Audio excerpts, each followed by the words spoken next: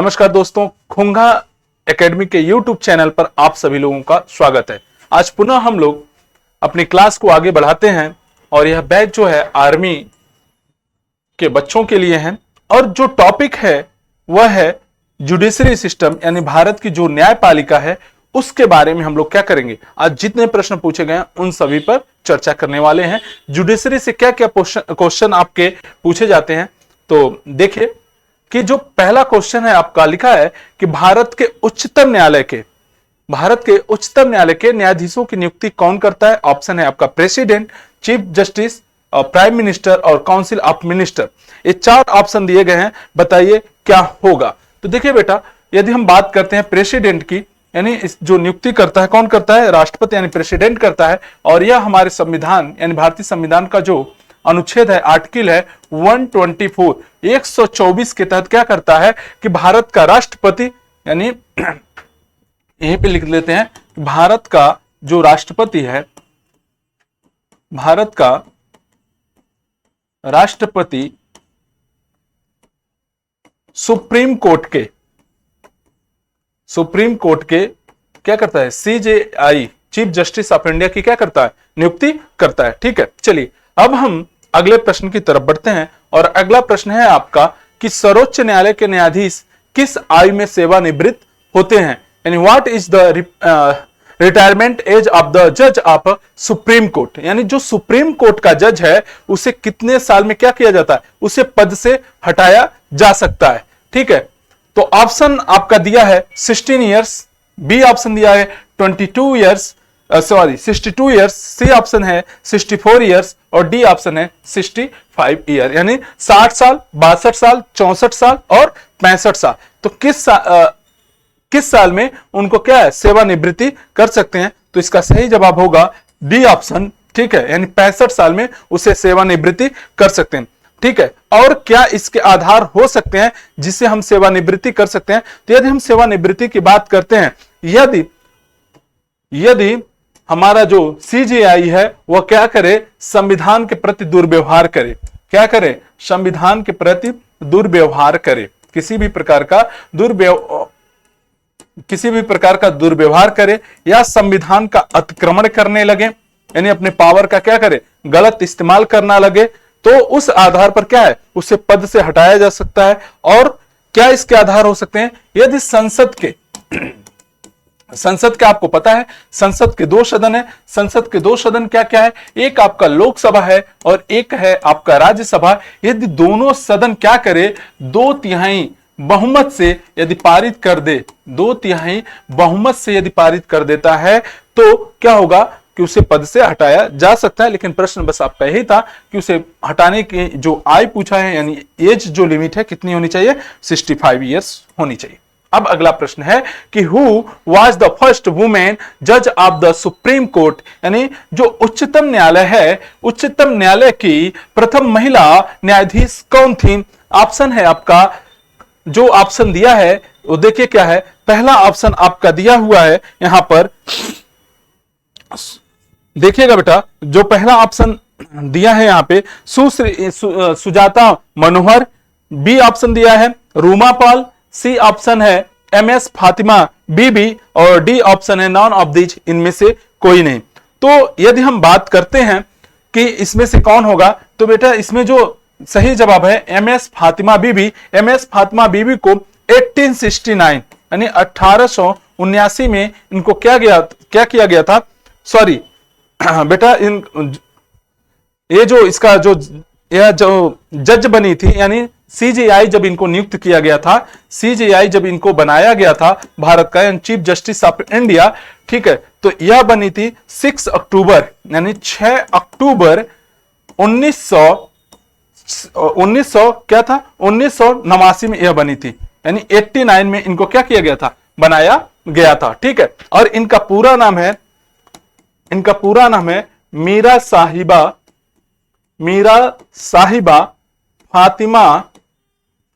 साहिबा फातिमा बीबी, इनका पूरा नाम होगा। ठीक है, चलें अब आगे बढ़ते हैं और हमारा अगला प्रश्न है कि हाउ मैनी जज आर द सुप्रीम कोर्ट, यानी उच्चतम न्यायालय में कितने न्यायाधीश होते हैं। ए है 25, बी 26 यानी 26, सी 30, डी 31। तो जब यह प्रश्न पूछा गया था तो उस समय आप देखेंगे यानी 30+1 जज क्या होते थे, रहते थे। लेकिन यदि हम वर्तमान समय की बात करें तो जो 1919 का संविधान विधेयक आया, क्या आया 2019 में उच्चतम न्यायालय ने संशोधन किया, यानी सुप्रीम कोर्ट में क्या हो देखिएगा भाई, उच्चतम न्यायालय में संशोधन द्वारा, उच्चतम न्यायालय में संशोधन द्वारा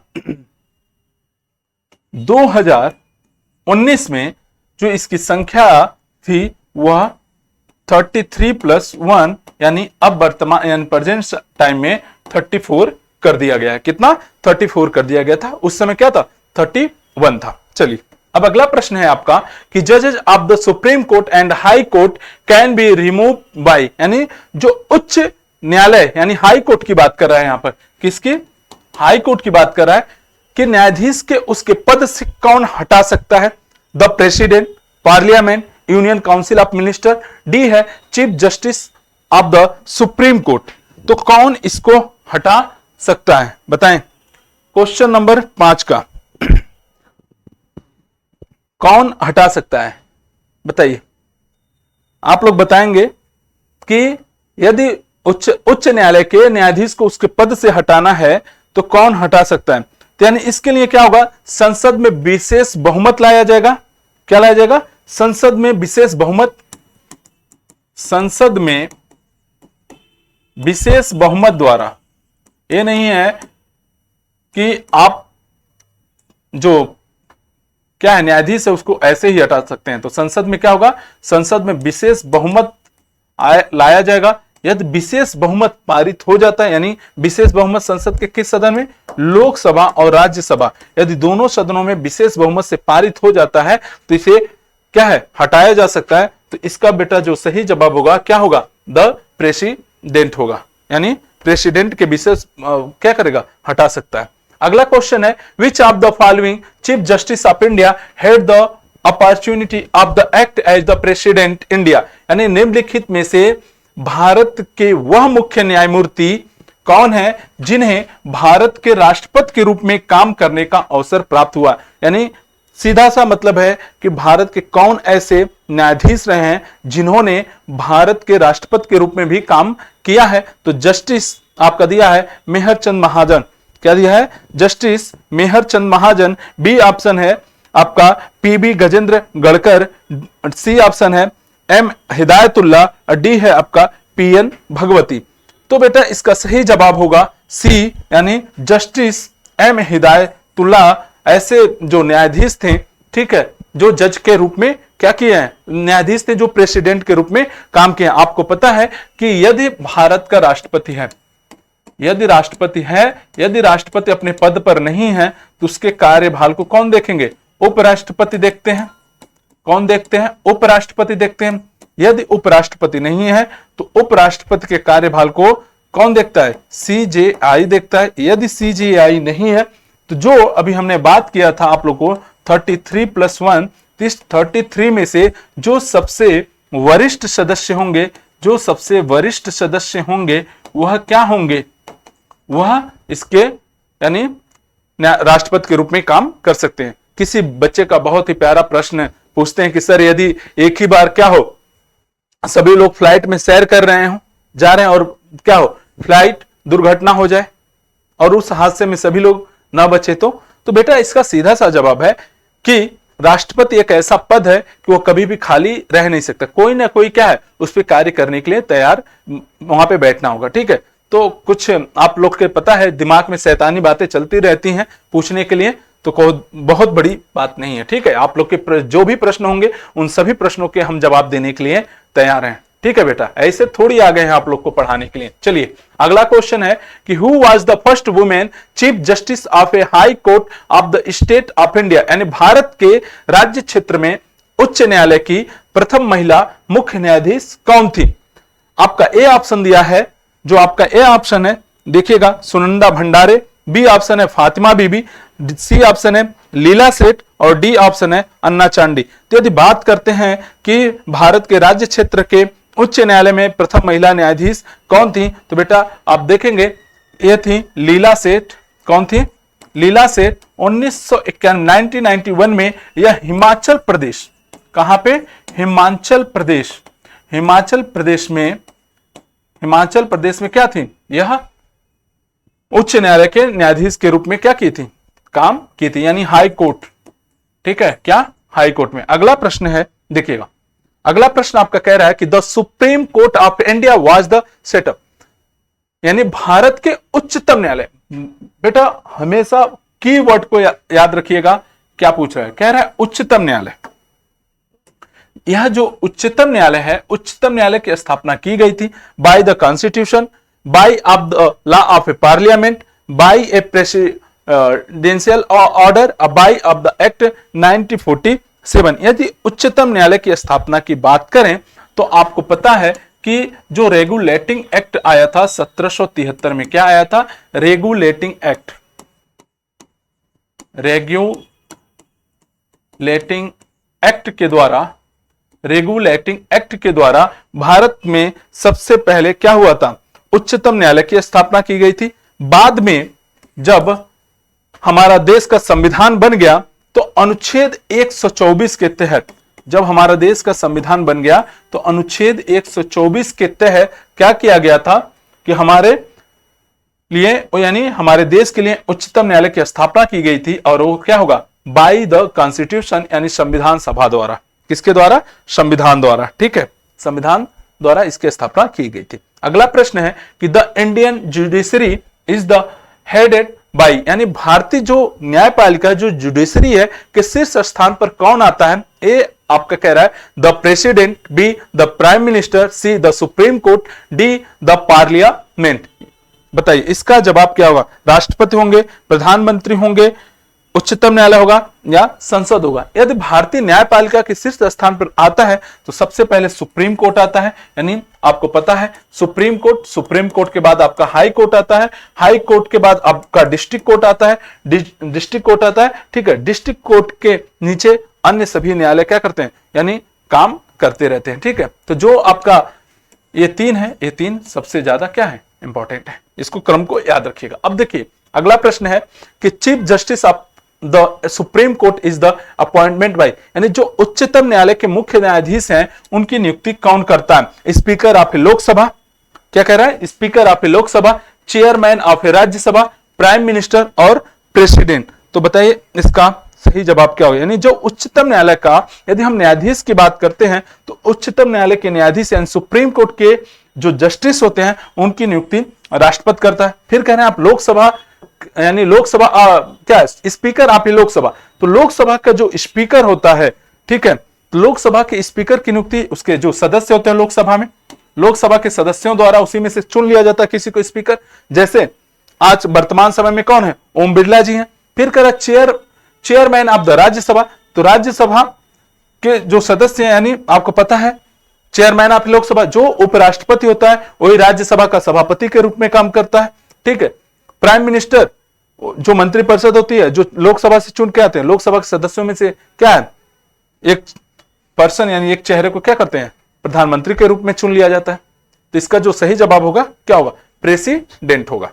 अगला प्रश्न है कि who is the empowered the transfer a judge from one high court to another high court, यानी निम्न में से किसके पास यह शक्ति है कि वह किसी न्यायाधीश को उच्च न्यायालय, यानी किसी भी न्यायाधीश के उच्च न्यायालय से दूसरे उच्च न्यायालय में स्थानांतरण कर सकता है? तो chief justice of India, B president of India, C law minister of India, D है the union cabinet.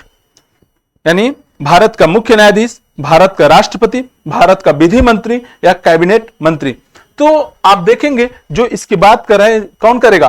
President of India, यानी भारत का राष्ट्रपति। और इसका जो वर्णन मिलता है भारतीय संविधान का 222 में मिलता है, यानी अनुच्छेद 222 में इसका उल्लेख मिलता है कि एक स्थान से दूसरे स्थान पे, यानी मान लीजिए कि यह उत्तर प्रदेश है और उत्तर प्रदेश के हाई कोर्ट के जो जज हैं, हाई कोर्ट के जज को कहां पे भेजना है? बिहार के हाई कोर्ट में भेजना है। बिहार के हाई कोर्ट में भेजना है तो अनुच्छेद 222 के तहत राष्ट्रपति क्या कर सकता है? इनको भेज सकता है, ट्रांसफर कर सकता है। चलिए अब अगला प्रश्न है कि where the high court in India first set up, यानी भारत में जो पहली बार उच्च न्यायालय कहां पर स्थापित किया गया था? ए है दिल्ली एंड कोलकाता यानी कलकत्ता, ठीक है। बी बॉम्बे मद्रास कलकत्ता, सी है बॉम्बे दिल्ली कलकत्ता और डी है मद्रास एंड बंबई। यानी 4 ऑप्शन दिए गए हैं, तो बताइए क्या होगा। यदि हम बात करते हैं जो प्रथम उच्च न्यायालय की स्थापना की बात होती है, तो प्रथम उच्च न्यायालय की स्थापना 1861 यानी 1861 में मुंबई वर्तमान का यानी बंबई, वर्तमान का क्या मुंबई, उस समय बंबई कहते थे, फिर मद्रास और कोलकाता में क्या किया गया था? उच्च न्यायालय की स्थापना हुई थी सबसे पहले, ठीक है। चलिए अगला प्रश्न की चर्चा करते हैं और अगला प्रश्न है कि द जज of the high court hold office, यानी उच्च न्यायालय के न्यायाधीश किस आयु तक अपने पद पर बने रहते हैं? बच्चा प्रश्न को ध्यान से पढ़ना।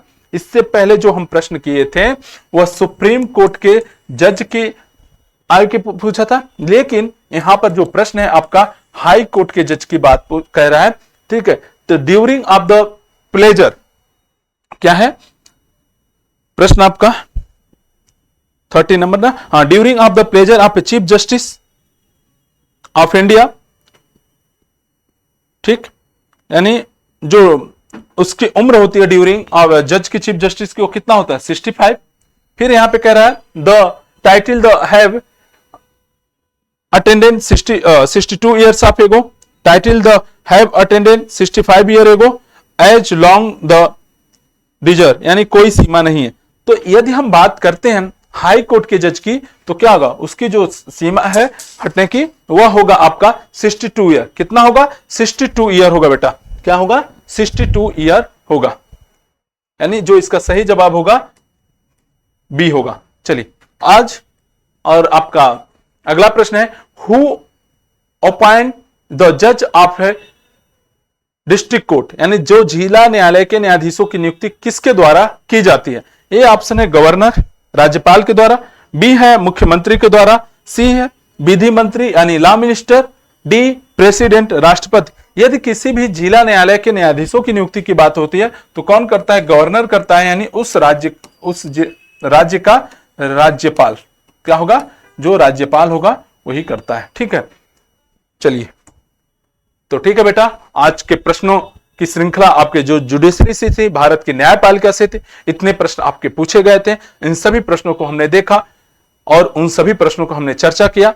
यदि आपको इन प्रश्नों में किसी भी तरह के कुछ डाउट है, कुछ संदेह है, और यदि आपके जो भी प्रश्न आपके इस टॉपिक से पूछना है, आप कमेंट करके हमसे पूछ सकते हैं, ठीक है। तब तक के लिए आप लोग खुश रहिए, मस्त रहिए और अपने जो भी आपके एग्जाम है उस एग्जाम को क्या कीजिए? क्रैक कीजिए, ठीक है। तब तक के लिए थैंक यू, धन्यवाद। और आप सभी लोगों को आने वाली जो होली यानी होली का पर्व है, तो आप सभी लोगों को होली की बहुत सारी शुभकामनाएं।